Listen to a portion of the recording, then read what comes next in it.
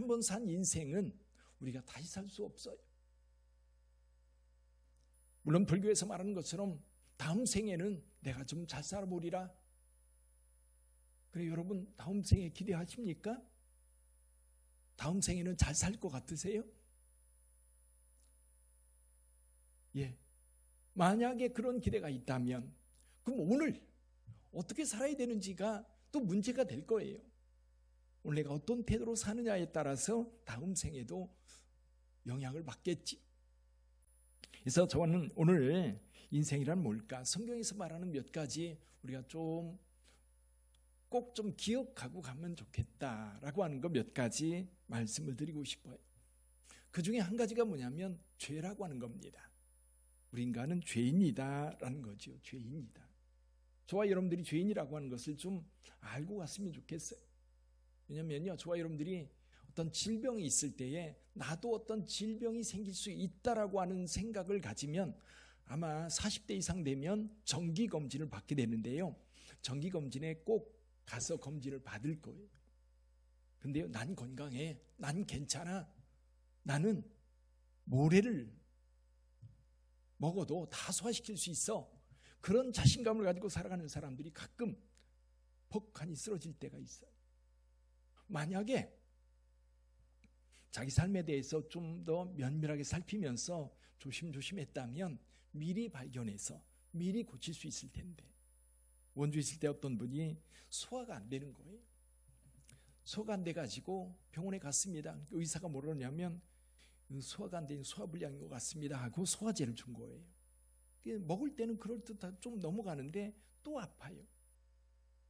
그럼 의사가 진찰을 해보고 소화제 먹으면 될 것 같습니다. 그렇게 갔는데 어디까지 갔느냐 하면 나중에는 도저히 이렇게 먹는 게 다 넘어오고 속에서 받지를 않아가지고 큰 병원에 가서 진찰을 했는데요, 위암 4기가 된 거예요. 돌이킬 수 없는 상황이 된 거예요. 만약에 그냥 소화불량이라고 하는 생각만 가지지 않고 내가 뭔가 좀 문제가 있나 보다 이런 생각을 가지고 일찍 진찰을 했더라면 오히려 훨씬 더 쉽게 고칠 수 있을 텐데, 사실 우리는 우리의 삶에 대해서 너무 자신감이 넘치는 거예요. 근데 여러분, 죄라고 하는 것을 인정해야 돼요. 우리는 죄인입니다. 왜냐하면 처음에 하나님께서 아담을 창조하시고 그리고 아담을 창조하신 이후에 혼자 있는 것이 좋지 않아서 하와를 창조하셨습니다. 그리고 그들 어디에 두셨어요? 에덴 동산에 두셨어요. 에덴 동산. 거기는 부족함이 없었어요. 너무나 평안해요. 근데 하나님께서 이 아담과 하와에게 뭐라고 말씀하셔요? 이 동산에 있는 모든 것을 먹을 수 있으나 동산 중앙에 있는 선악과만은 먹지 마라. 그것을 먹는 날에는 정령 죽으리라. 정령 죽으리라. 사람들은 그래요. 우리 젊은 청년들이라든지, 아니 하나님이 그 선악과 안 만들어 놓으셨으면 인간이 죄질 일도 없고, 그리고 인간이 그렇게 하나님 에덴 동산을 떠나서 살 일도 없을 텐데 왜 그걸 만들어 놓으셨어요? 왜 그걸 따먹게 하셨어요? 근데 여러분, 선악과라고 하는 것은요, 하나님과 우리 사이에 지켜야 할 선이에요.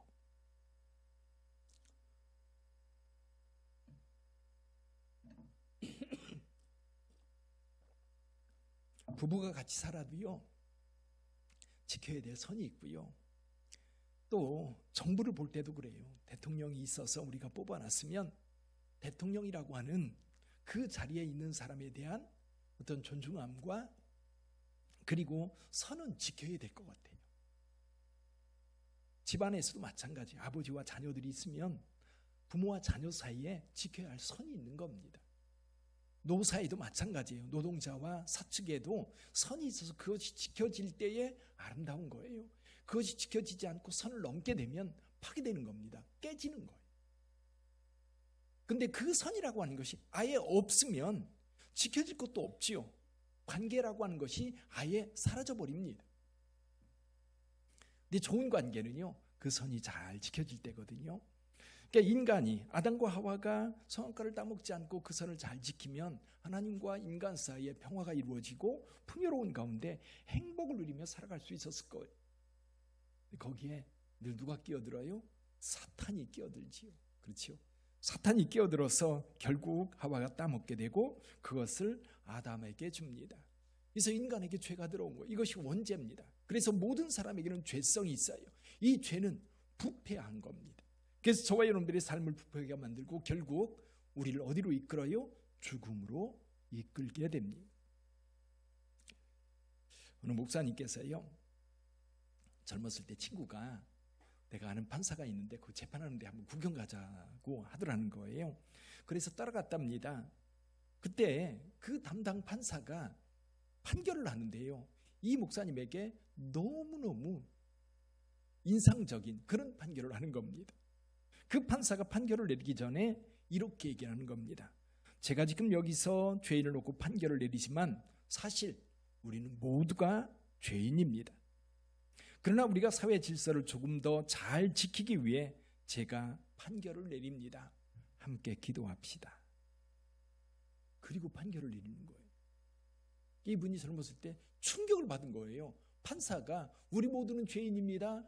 그러나 사회 질서를 위해서 내가 지금 판결을 내립니다. 그러면서 기도하고 판결을 내리더라는 거지. 그때 그 기도 내용은 이런 거였다고 해요. 그곳에 있는 모든 사람들이 죽은 다음에 영원한 재판이 있을 것을 기억하게 해달라는 그런 기도였다고 해요. 이 목사님이 그때 재판하는 과정을 지켜보면서 충격을 받은 거지. 그래요, 여러분. 저와 여러분 모두는 죄인입니다.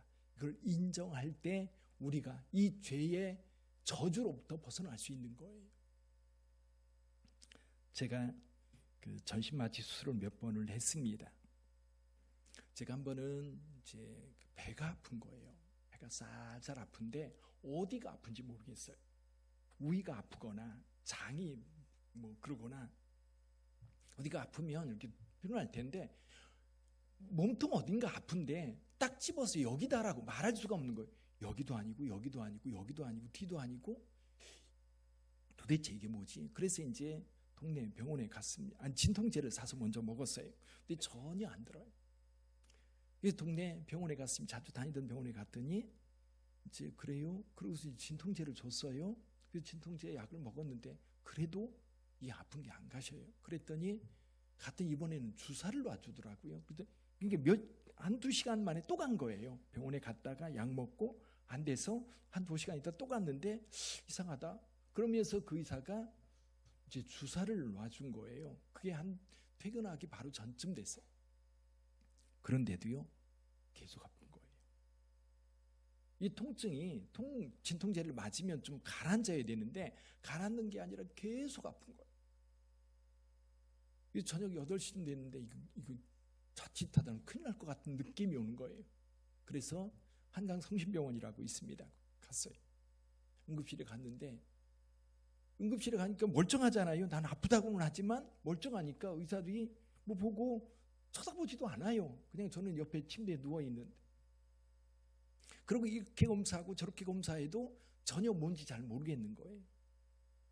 근데 의사가 왔는데 제가 언뜻 무슨 생각이 나느냐 하면 전에 간 초음파를 한 적이 있어요. 간 초음파를 하면서 목사님 여기 좀 지방간이 좀 있네요. 그럼 보더니 쓸개에 돌이 좀 있네요.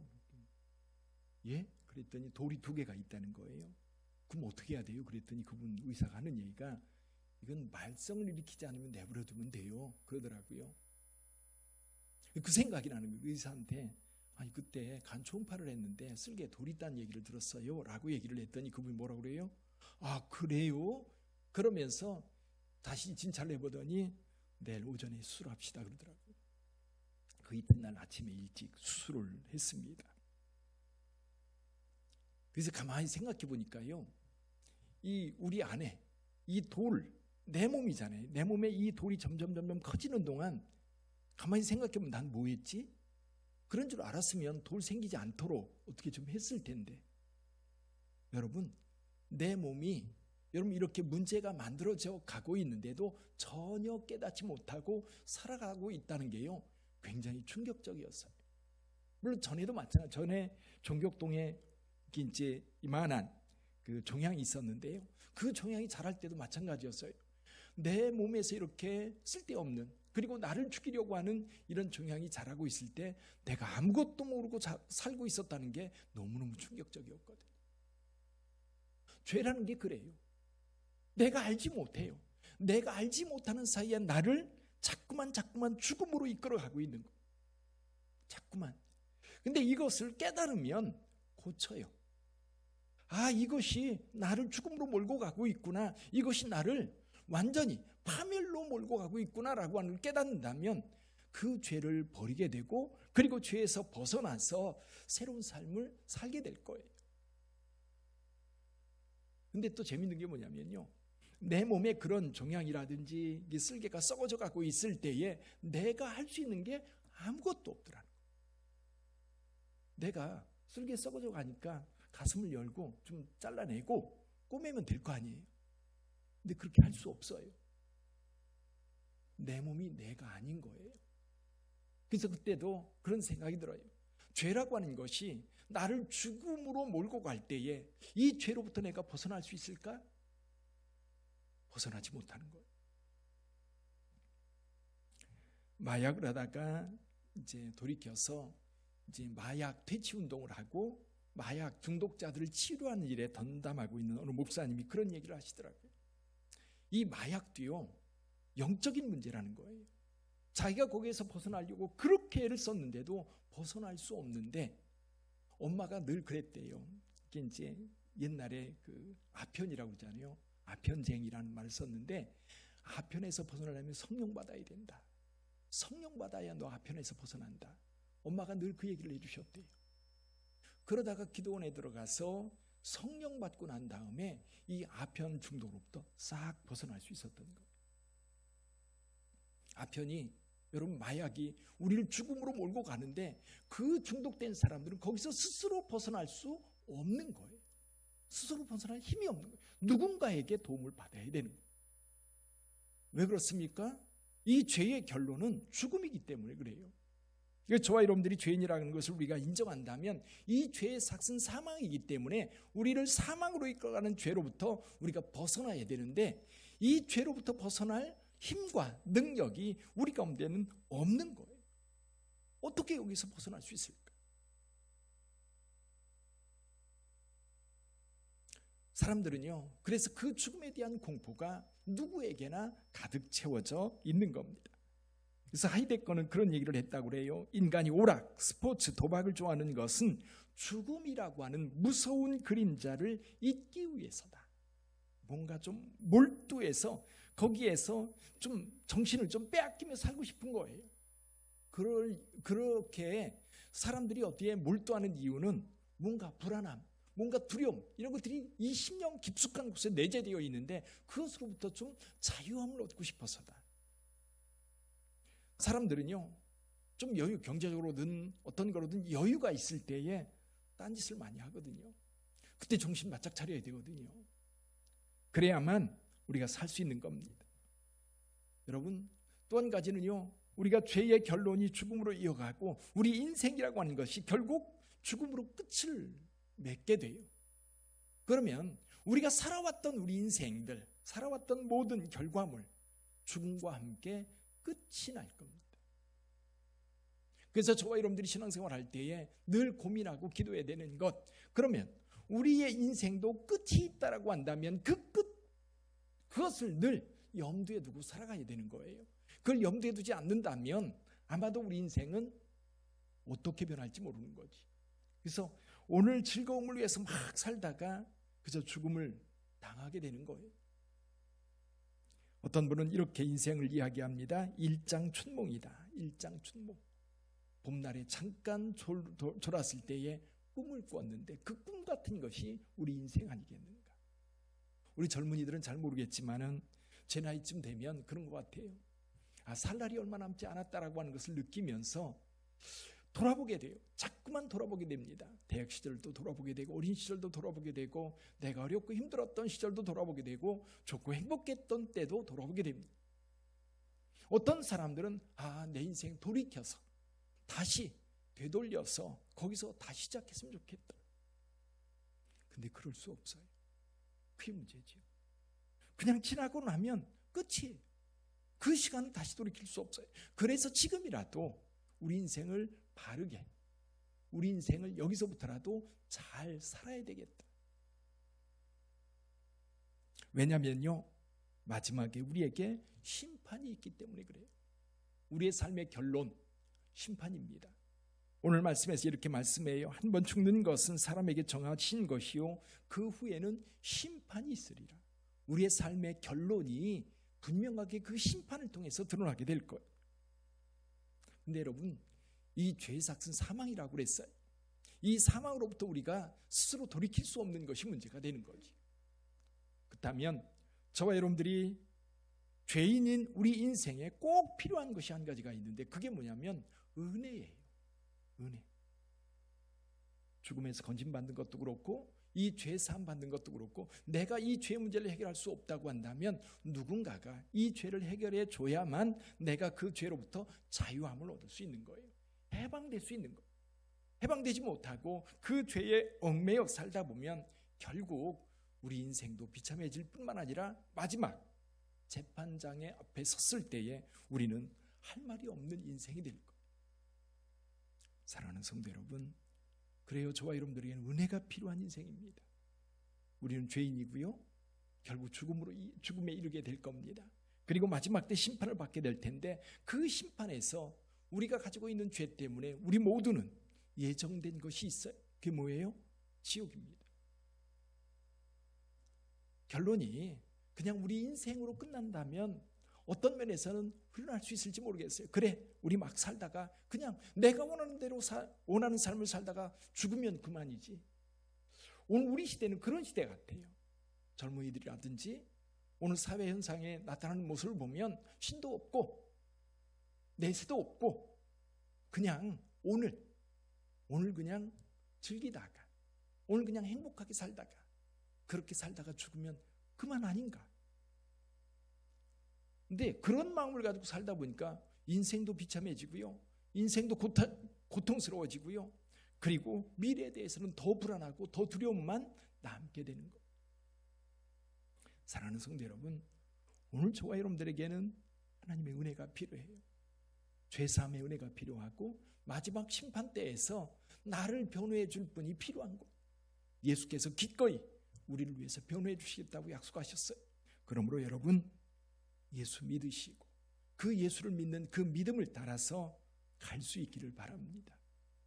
예수께서요, 내가 곧 길이요 진리요 생명이라고 그랬어요. 그 길 따라가는 것이 인생인 거예요. 바른 인생이고 여러분 우리 인생의 가치를 그곳에서 찾을 수 있는 거예요. 근데 그 길이 아닌 딴 길로 가다 보면 결국 망하게 되는 거죠. 멸망하게 되고 고통을 당하게 되고 아픔을 당하게 되고 외로워서 어찌할 바를 몰라 하다가 결국 죽음을 맞이하게 될 거예요. 사랑하는 성도 여러분, 나만이 아니에요. 우리 사랑하는 가족이 그리고 우리 이웃이 우리가 그 영혼을 위해서 구원을 위해서 우리가 함께 하나님 앞에 기도했던 대신자라고 우리가 그 이름을 올려줬던 그 사람들 모두가 예수 믿고 영생 얻어야 될 줄 믿습니다. 여러분 세상이 아무리 여러분 무신론과 그리고 세속주의가 여러분 물이 바다 덮음같이 온 세상을 뒤덮는다 할지라도 저와 여러분들은 그 믿음을 분명하게 지켜가야 돼요.